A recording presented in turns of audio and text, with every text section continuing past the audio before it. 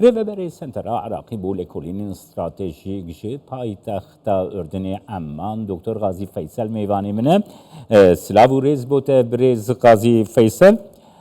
دست پیکه ده دخوازم بپرسم دوی پروسیا تیک چونا رژیما اسد تی گوتون که رولک ترکیه هبویه ده سناریوی که وسا راستیاوی چند بینه رولا ترکیه هبویه ده تیک چونا اسد ده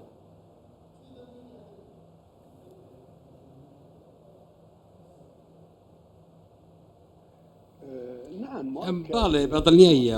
بەدڵنیاییەوە کە ڕۆڵێکی زۆر هەبووە تورکیا لە بنەڕەتدا هەژمونێکی سەربازی زۆری لە ناوچەی باکووری ڕۆژاوای سووریا هەیە ئاویش ئەو ناوچەیە کە ئۆپۆزیسیۆن لێەوە سەری هەڵدا و بۆ ڕوخاندنی ڕژێمی سووریا هەروەها میدیای تورکیاش ڕۆڵی باشی هەبوو ڕۆڵی زوری هەبوو لێدوانەکانی دەگواستەوە لێدوانی ئەردوغانیان دەگواستەوە هەروە بەرپرسانی تورکیای لێدوانەکانیان بڵاو دەکردەوە کە جەخت لە گرنگی ئەو هەماهەنگێ دەکاتەوە کە لە نێوان دەسەڵاتدارانی تورکیا و ئۆپۆزیسیۆنی سووریادا هەبوو ئەمە وێڕای ئەوەی کە هەماهەنگی لەگەڵ وڵاتی قەتەریش هەبوو لەگەڵ سعودیە هەبوو لەگەڵ ئەمریکا هەبوو ئەوانیش زانیاریان هەبوو کە هەندێک هێزی سەربازی ئەمریکا لە ناوچەکانی ئەلبوو کەمال و دێرزۆر و لە ناوچەکانی دیکە و قەسەدەش لەو ناوچانە هەبوو هەمویان ئاگاداری ئەو ڕووداوانە بوون برێز غازی ئەو تێوێ واتەیەک و تورکیا دەوێ پرۆسەیە ڤەگوهستنێدا ڕۆڵێکی وێ هەبێ کارگەریەکی وێ هەبێ لە شامێ و دەسەڵاتان و یا سووریە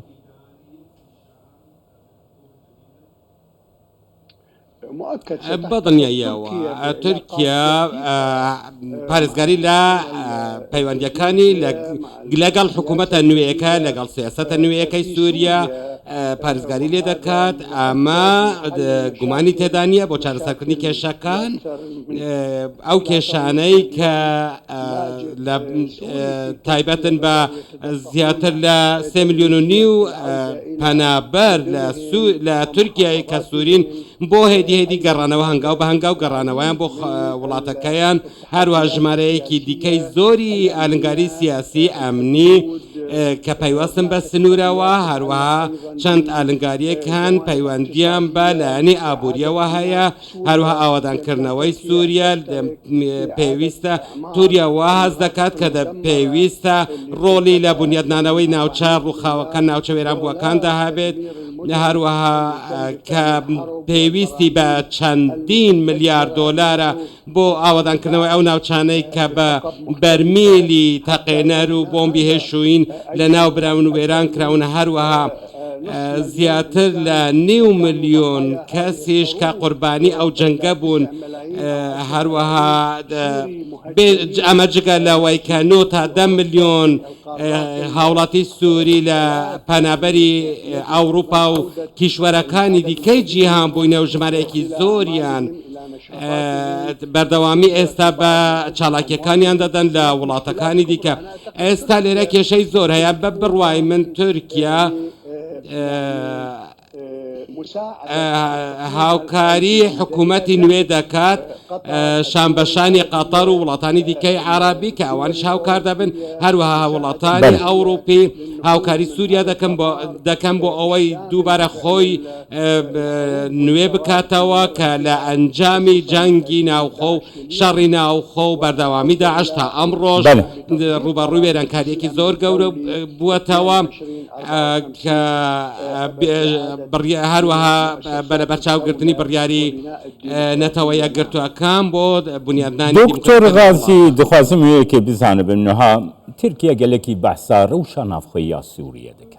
Niha ger destwerdانek Tirkiye di rewşa navxweya Sûriyê de hebe. Ev yek di sûda feydeya xelkê Sûriyê de ye yan jî zerar ji bo xelkê Sûriye bes berjivendiyên Tirkiye berçav bên girtin.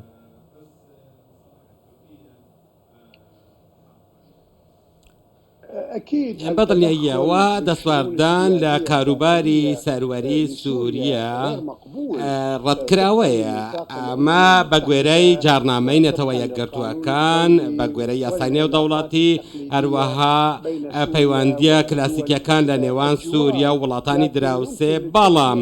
دەکرێت تورکیا ڕۆڵێکی بەردەوام و پشتیوان کار بۆ حکوومەتی سووریا بگەڕێت لە پێناو چاکسازی سیاسی هەروەها لە پێناو چاکسازی کۆمەڵاتی ئابووری و ڕۆشنبیری و کولتوری و بنیادنانەوەی دامەزراوەکانی دەوڵات ئەگەر سووریا بوو بە وڵاتێکی هاوچەرخ و دیموکرات و خاوەن باڵانس و خاوەن دامەزراوەیی ئەو کات دەکرێت زۆر گرنگە بۆ عێراق بۆ لوبنان بۆ وڵاتانی کەنداوی عربی بۆ تورکیا و بۆ هەموو وڵاتەکانی ناوچەکە دەبێتە جێگەی گرنگی بەڵام سووریایەکی لەرزۆک و پڕ لە مافیا و هەروەها گروپی تندڕە و ئامە هۆکارێکی لەرزۆک بۆ پەیوەندیەکان دروست دەکات هەروەها سەقامگیری لە ناو دەبات ئاسایش لە ناو دەبات لە تەواوی ڕۆژهەڵاتی ناوەڕاست ئەمڕۆ سووریا پێویستی بە هەوڵی هەموو وڵاتانی ناوچەکە هەیە دەکرێت کە تورکیا لە پێشەوە هەموو ئەو وڵاتانە بێت و ڕۆڵی سەرەکی چونکە هەبووە لە ڕوخاندنی ڕژێمی ئاساد و ئەردوغان جێپەنجەی لەو بابەتەدا زۆر هەیە و لە چەندین لە گوتارێکیشدا باسی ئەوە دەکات کە چەندین جار هەوڵی داوە لەگەڵ بەشار ئەسەددا بنیشت و چاوی پێ بکەوێت بۆ ئەوەی پەیوەندیەکان باش بکەنەوە و کاروبارەکان باش بکەنەوە بەڵام ئەسەد بە بەردەوامی ڕەتی کردوتەوە و ئێمەی ناچار کردین بۆ ئەوەی ئێمە پشتیوانی لەو ئۆپۆزیسیۆنە بکەین لە پێناو ڕوخاندنی ئەو ڕژێمە و ڕزگارکردنی گەلی سووریا هەروەک بینیمان گەلی سووریا بینیمان چ جۆرە زیندانێکی کارەساتبار ئەشکەنجەدان ڕفاندن خەڵکانێک لە تامردن لە ناو زمانەوە دکتۆر غازی توزانی مەسەلەن نەها کورد لە سووریا یعنی مڵەتێکی لەسەر عەردێ لەسەر خاکاخە یعنی نزانم ناوبینا 3 میلیۆن 4 میلیۆن بەلکی زیاتر کورد لە سووریا هەبن دوام نەتەوەی مەزن یعنی دە سووریا پێشە ڕۆژێدا کورد چاوەڕێی وێ دەکەن و ببن خودی مافین خۆ لە سووریێ سەکنا تورکیا دوێ چەرچەوەیدا تو چاوا دەبینە تورکیا دەکاری بە ئەوەیەکی پۆزیتیڤ لە ڕەوشا کورد لەوەر تەماشە بکەی ڕاستی ئە سووریەژی بگرە بن چاوە یانجی تورکیا دەکارە ڕۆلێک نەگاتیڤ دوێ ڕەوشێدا بگرە نرخاندن ئاتە بگرم دوێ دەربارەیدا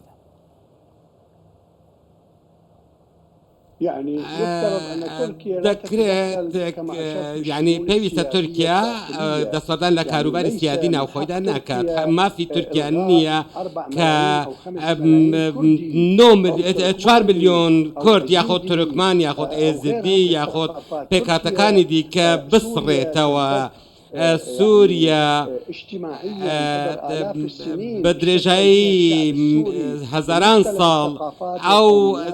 بەفرە کولتور ناسراوە بەفرە پێکاتەی ئاینی و نەتەوەی ناسراوە ناتوانێت تورکیا ناتوانێت ئەو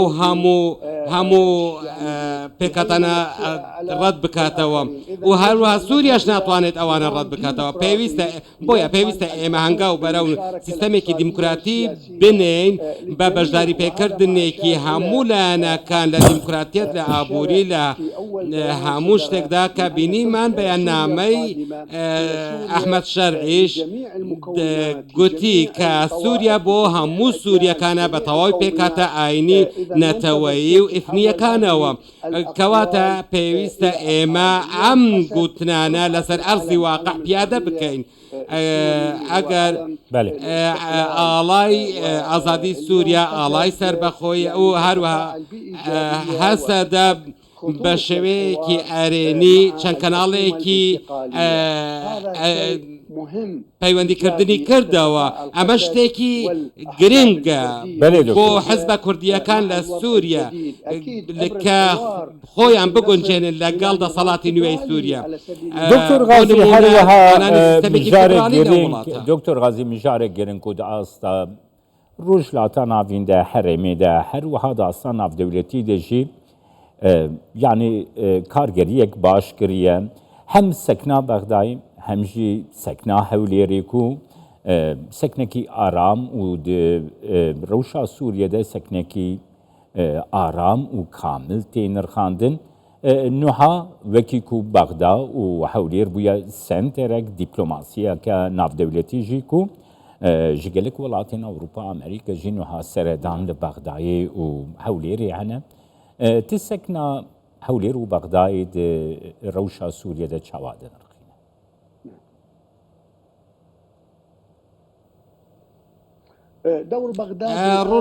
ڕۆڵی بەغدا خەریکە هێدی لەگەڵ واقعەکە باشتر دەبێت لە سەرەتای ڕووداوەکان هەندێک ڕەوتی ڕادیکالی هەبوو هەروەها گروپی چەکداری هەبوون کە پەیوەندیان بە سوپای پاسدارانی ئێرانەوە هەبوون دەیان گوت پێویستە ئێمە بەشداری شەڕ بکەین لە پێناو پشتیوانیکردن لە ئەسەد ئەمە کێشەیەک و مەترسیەکی زۆر گەورە بوو چونکە ناکرێت دەسوەردانی سەربازی لە وڵاتێکەوە بۆ وڵاتێکی دیکە بکرێت گۆسەروەری وڵاتێکی دەکەدا بکرێت ئەوە خەڵکی سووریایە کە دەیانەوێت بڕیان لەسەر چارەنووسی خۆیان بدەن بۆ دانانی سیستەمێکی دیموکراتی و ڕاگەاندنی وڵاتێکی فێدرالی ئەمە دەگەڕێتەوە بۆ بڕیاری 2254 نەتەوە یەکگرتووەکان ئەمە لە دەسەڵاتی ئەوانە کە بڕیانە لەسەرەوە داوە کە پێویستە حکوومەتێکی ڕاگوزەر هەبێت بۆ دامەزراندنی سیستەمێکی سیاسی دیموکراتی بەڵام بەشار ئاساد بڕیاری نەتەوە یەکگرتووەکانی جێبەجێ نەکرد ئەمڕۆ ئێمە چاوەڕێ دەکەن کە ئەو بڕیارە جێبەجێ بکرێت و هەمومان هەنگاو بەراو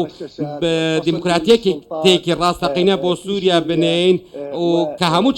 کێشەکان چارەسەر ببن و بەشداریکردنێکی کارای سیاسی لەلایەن هەموو پێکهاتە نەتەوەی و ئاینیەکان تێیدا جێ بکرێتەوە کەواتە ئەمە سەرکەوتنێکی زۆر گەورەیە بۆ گەلی سووریا لە ڕۆژهەڵاتی ناوەڕاست ئێمە زۆر بە ئاسانی دەستمان پێ نەگەیشتووە و ململانەیەکی زۆری هەزری و ناکۆکی بیرکردنەوە لە ناو سووریا هەیە و بیرکردنەوەیەکی زۆر جیاوازی تێدایە هەروەها پێویستە لەسەر هەموو ڕۆشنبیران و سیاسەتمەداران ئەو خەڵکی سووریا هام بدەن بۆ گفتوگۆیەکی جددی بۆ بنیادنانی وڵاتێکی دیموکراتی بەڵام پێویستە ئێمە چاوەڕێ بکەین بۆ ئەوەی ئەمە هەنگاو بە هەنگاو چارەسەر بکرێت. بەڵێ سپاسیاتت کەم دکتۆر غازی فەیسەل ژێ عەمان لەگەڵ